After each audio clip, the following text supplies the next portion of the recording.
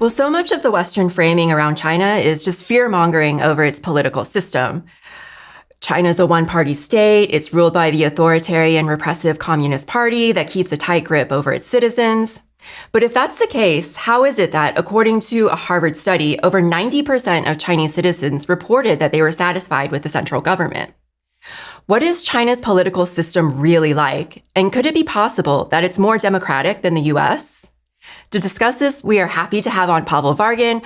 Pavel is an activist, researcher, and organizer. He serves as a political coordinator at the Progressive International. Pavel, welcome to the China Report. Great to be here with you. Thanks for inviting me. Well, thanks for coming on. I wanted to invite you on the show today because you and Jason Hickel recently co-wrote a really interesting article about China's whole process, people's democracy. It's really the first report in English that really captures what the political system in China is really like. But before we delve into this report, could you talk a little bit just about the methodology behind this report? Because if I'm not mistaken, you were actually in China, right? Yeah, that's right. So there are basically two motivators for this report. The first was the study that you mentioned, and in fact, that was one of a number of studies which had quite remarkable results showing, how Chinese people view their own political system and how they view their political system in comparison with countries in the West. And so you had these questions, and again, these are a series of liberal institutions. One of them, in fact, was founded by a former NATO Secretary General, and it receives Western state funding. Mm-hmm. And one of the reports asked a series of questions. For example, democracy is important, or is democracy important? Is my country democratic? Does my government serve the people?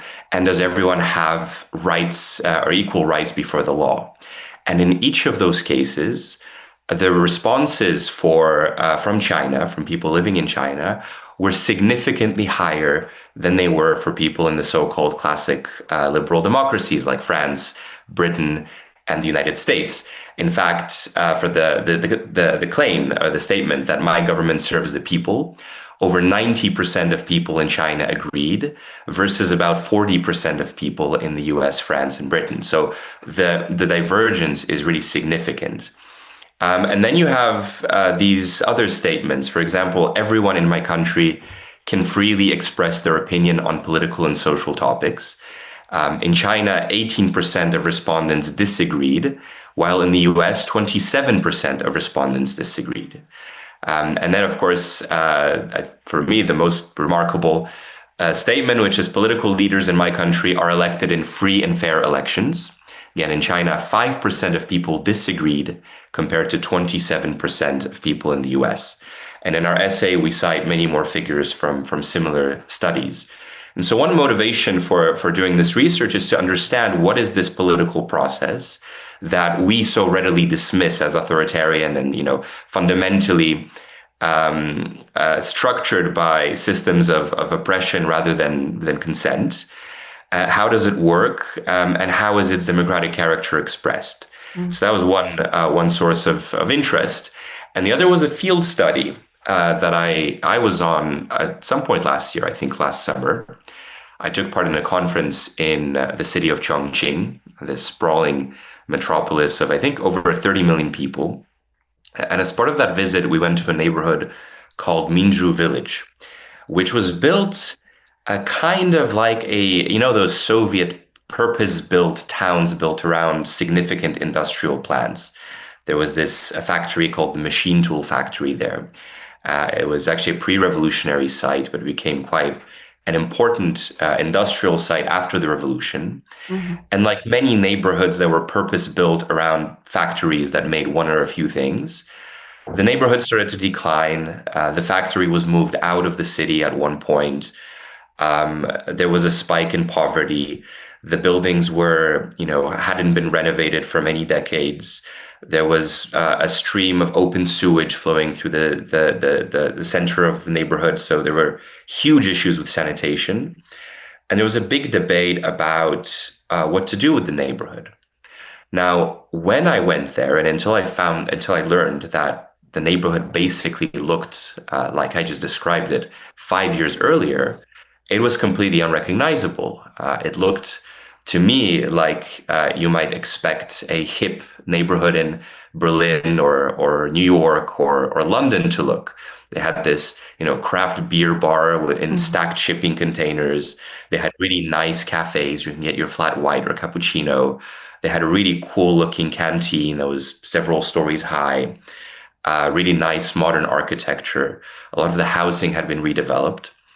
And it looked from the outside like a process of gentrification, except it didn't displace anyone. Mm-hmm. And on our visit, we got to learn about how that process took place. And what the party did is it dispatched officials to the neighborhood. They organized these community gatherings where literally people stood around in a circle with the Communist Party cadres standing in the middle. And the residents would raise complaints, would make suggestions, would bring all kinds of ideas for what the neighborhood needs to party officials. And through this extensive process of almost daily consultation, which involved these community gatherings, but also there were technological tools. You could submit comments online, you could submit comments through an app. This process basically in around 4 or 5 years completely regenerated the neighborhood in ways that responded to the immediate needs of the community. And the farmers market had been renovated. The canteen now provides free meals for the elderly every single day, and also subsidized food for other members of the community. A lot of the traditional family-owned businesses were simply given nicer facilities. There's a really slick Communist Party office in the center of the neighborhood where you can come in and raise complaints or ask for help in repainting your home or moving your furniture or whatever else you might need. And so there are these really robust support structures that were put in place. And then I think most symbolically, the stream through which sewage used to flow had been cleaned up. And now you have a beautiful, clean stream where children play in the middle of the neighborhood. So it's, a really remarkable process of transformation that was grounded in a very robust process of consultation. And to me, that was a really powerful expression of what democracy could be. Yeah, so you were lucky enough to go and be able to get a glimpse of what this political system looks like on a very localized level.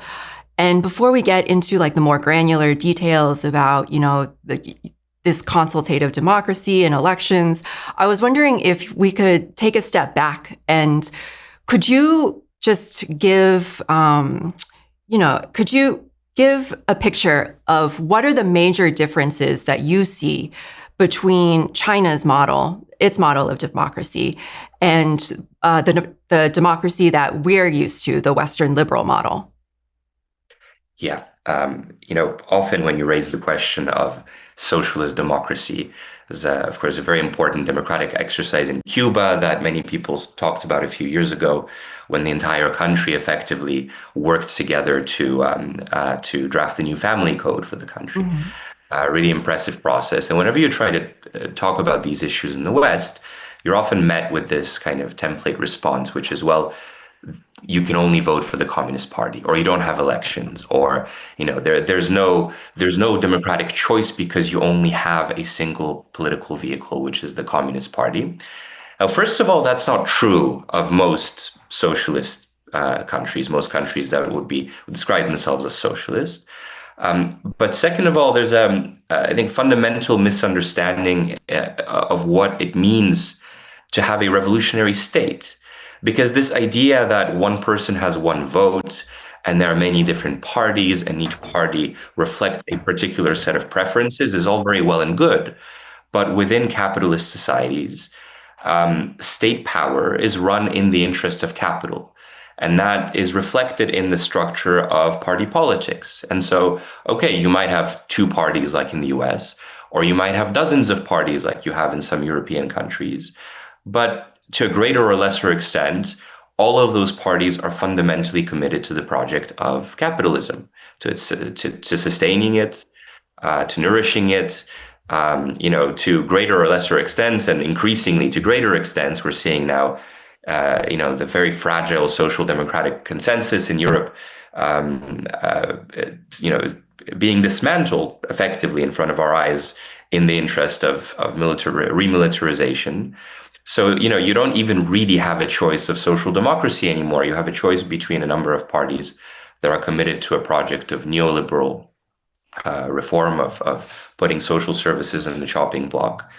Not only that, but the mainstream media is, of course, controlled primarily by capital and in many cases owned directly by billionaires who have their own interests. And we saw very clearly in the case of Jeremy Corbyn, where even someone who, is a social democrat but presents a threat to capital is systematically attacked by the mainstream media and refused a fair hearing, refused, airtime, refused spaces in debates.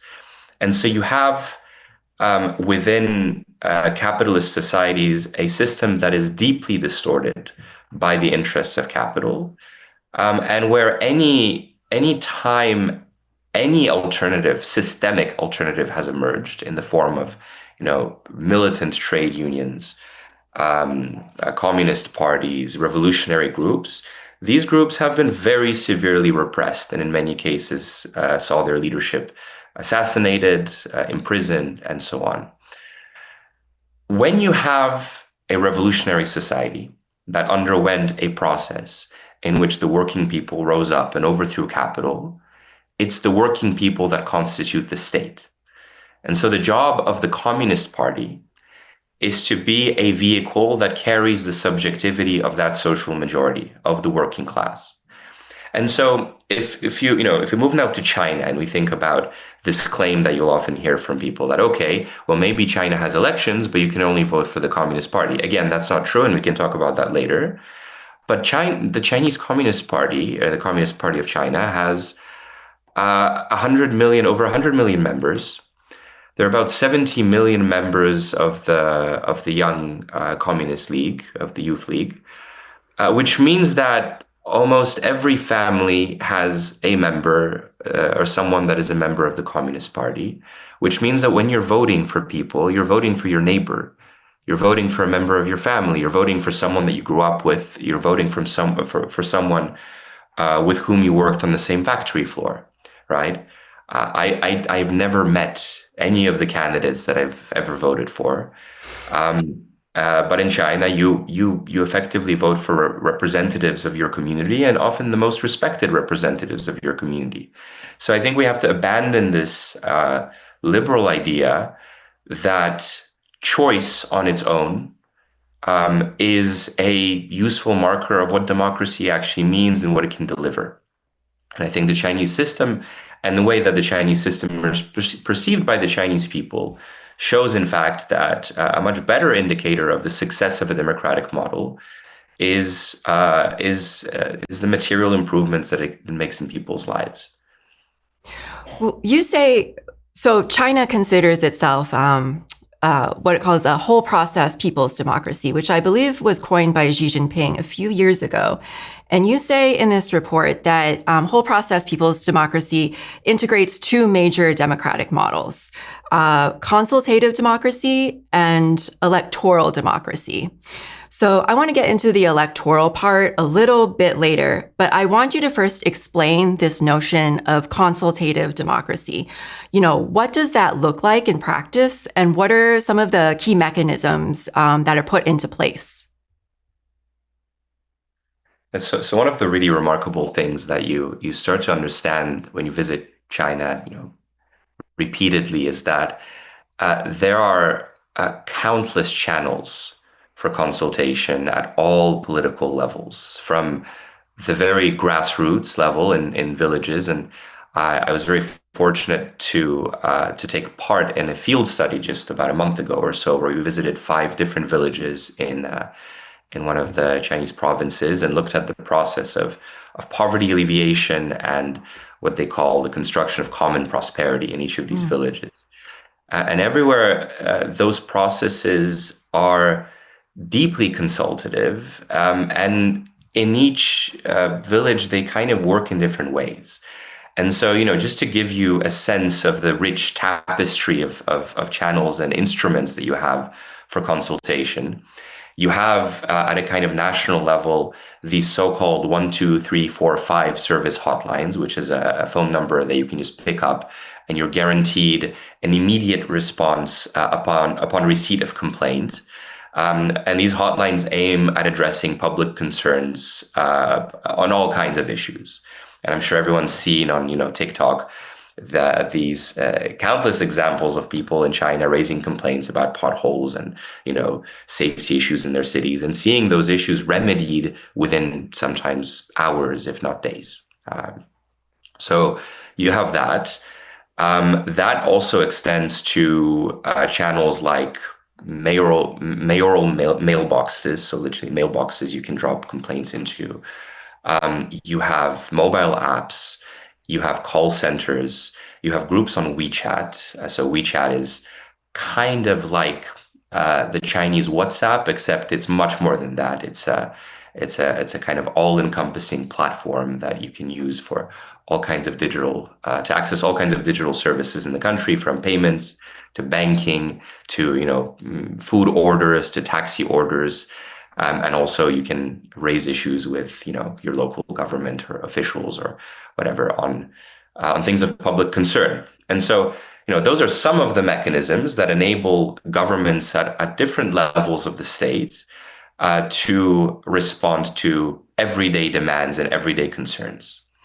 But those processes of consultation also extend to actual processes of legislation. So you might have a particular set of policies that's being implemented, for example, about one aspect of the redevelopment of the countryside. What the state will then do is it will engage the different party bodies at, again, the different levels of state government, of national government, to then reach out to academic institutions, to think tanks, to various kinds of research teams, who will then be tasked with outsourcing other bits of the research to other organizations, who will then conduct field studies, speak to people in communities that might be affected by these policies. So a process of policy development might take 2, 3, 4, 5 years, involve consultations with thousands of people, involve the production of hundreds of thousands of words of text, and potentially dozens of academic conferences where these things are rigorously discussed, reassessed, reconsidered, and communicated ultimately up to the party, and then in the process of implementation communicated back to the people from where the ideas were ultimately or initially sourced. So there's this process of taking ideas from the people, systematizing them, and then applying them back effectively in processes of policy experimentation. And successful ideas are then expanded across the country, and less successful ideas are reconsidered and revised. 大家好，我是主播周玉琴。很多的朋友告诉我们，太阳星全效克菲尔益生菌帮助了睡眠品质。有季节敏感、代谢困扰、关心异常细胞风险的好朋友呢，可以选择原版的太阳星全效克菲尔益生菌。它添加有超级食物羽衣甘蓝，健康再加分。而有睡眠困扰的朋友们，赶快选择蓝色包装这一款晚安加强版，绝对是更有感。每日克菲尔，时刻美好 ，Good Feel Good， 请上快点购为健康下单，而且要记得输入推荐代码，有额外的折扣优惠。太阳星全效克菲尔益生菌基础版、晚安加强版，新包装改版，内容不变，抽取更方便。要吃就吃最好的。